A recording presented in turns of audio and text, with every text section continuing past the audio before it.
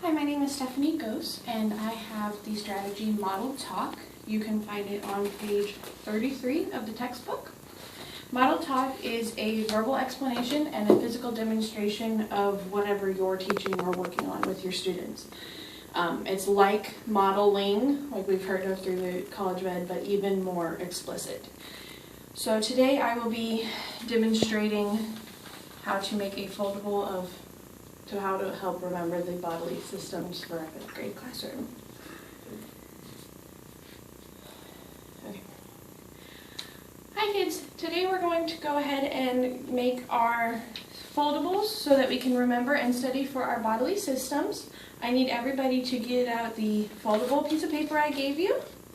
I need you to get out your scissors.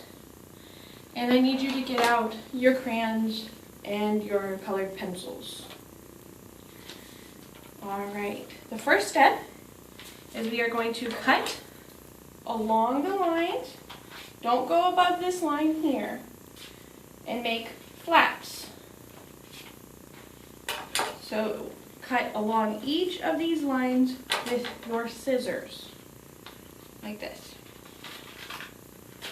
Alright. I'm going to cut along our lines. And once everybody has cut along the line, we're going to fold our flaps down along that black line that we have going.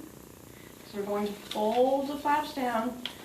And at step 2, you should have 4 little flaps. Alright. And then I want everybody to take their pen and label their foldable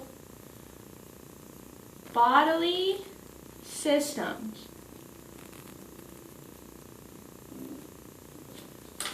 So you should have your flaps, and at the bottom it should be labeled bodily systems.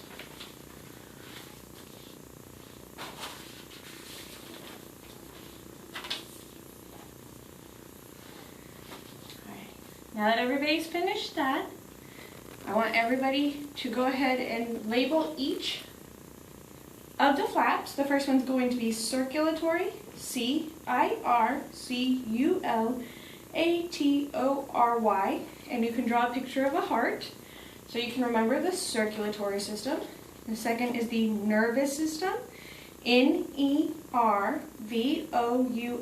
and I drew a picture of the brain.